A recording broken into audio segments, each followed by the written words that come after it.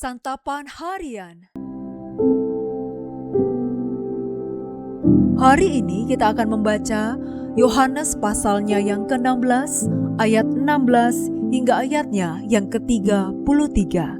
Namun sebelumnya, mari kita berdoa. Di dalam keheningan saat ini, kami menyendengkan telinga ini untuk mendengarkan kebenaran firman-Mu ya Allah. Di dalam Putra-Mu, Kristus Yesus, kami berdoa. Amin. Yohanes 16 ayat 16-33. Sesaat lagi kamu tidak melihat aku lagi, dan juga sesaat lagi kamu akan melihat aku. Beberapa dari muridnya berkata seorang kepada yang lain, apakah artinya ia berkata kepada kita, sesaat lagi kamu tidak melihat aku, dan juga sesaat lagi kamu akan melihat aku, dan aku pergi kepada Bapa? Lalu kata mereka, apa artinya ia berkata sesaat lagi? Kita tidak tahu apa maksudnya.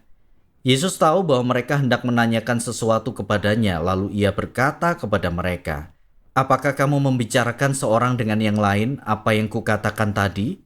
Yaitu sesaat lagi kamu tidak melihat aku, dan juga sesaat lagi kamu akan melihat aku?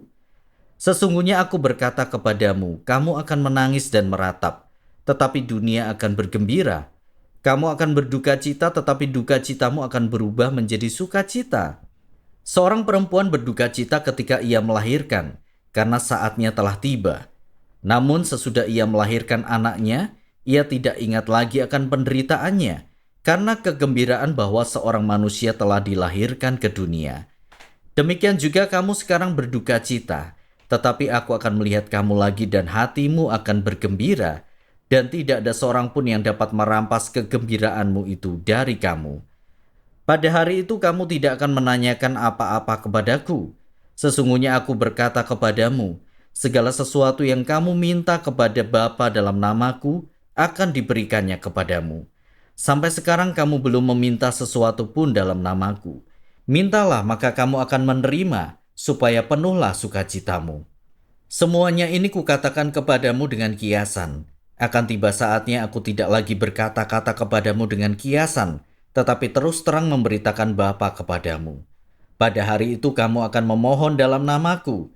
Tidak aku katakan kepadamu bahwa aku meminta kepada Bapa bagimu, sebab Bapa sendiri mengasihi kamu, karena kamu telah mengasihi aku dan percaya bahwa aku datang dari Allah. Aku datang dari Bapa dan aku datang ke dalam dunia. Aku meninggalkan dunia pula dan pergi kepada Bapa. Kata murid-muridnya, lihat, sekarang engkau terus terang berkata-kata dan engkau tidak memakai kiasan. Sekarang kami tahu bahwa engkau mengetahui segala sesuatu dan engkau tidak perlu orang bertanya kepadamu. Karena itu kami percaya bahwa engkau datang dari Allah. Jawab Yesus kepada mereka, percayakah kamu sekarang? Lihat, saatnya akan datang, bahkan sudah datang, ketika kamu akan dicerai-beraikan masing-masing ke tempatnya sendiri, dan kamu meninggalkan aku seorang diri. Namun aku tidak seorang diri, sebab Bapa menyertai aku. Semuanya itu kukatakan kepadamu supaya kamu beroleh damai sejahtera dalam aku. Dalam dunia kamu menderita penganiayaan, tetapi kuatkanlah hatimu. Aku telah mengalahkan dunia.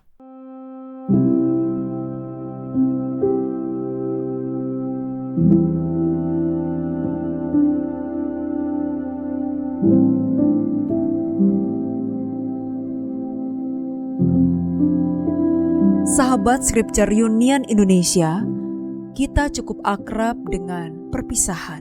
Namun dipisahkan oleh kematian dapat memberikan perasaan yang campur aduk.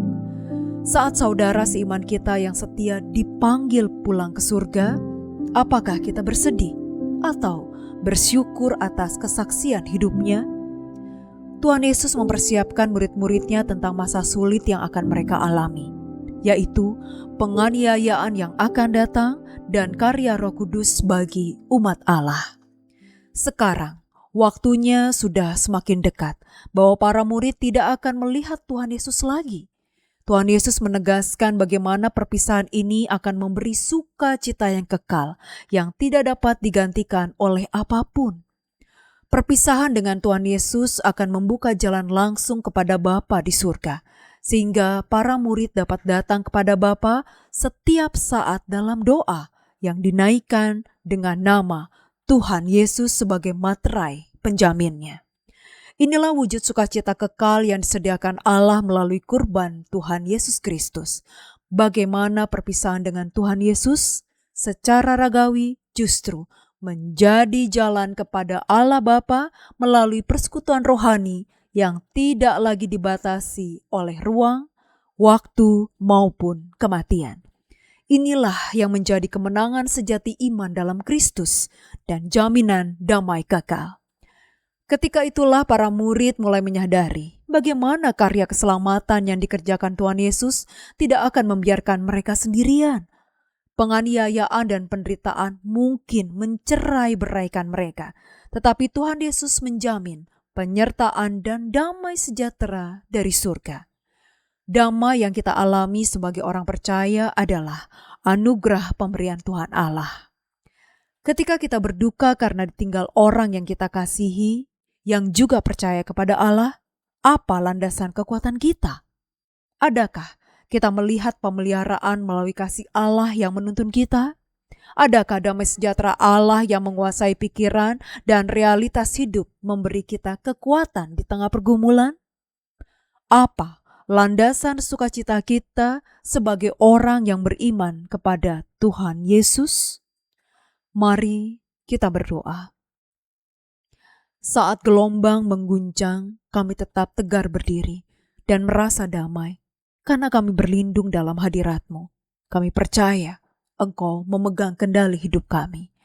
Teguhkan hati kami untuk tetap berharap dan berjalan dalam iman kepadamu. Di dalam nama-Mu Yesus, kami berdoa. Amin.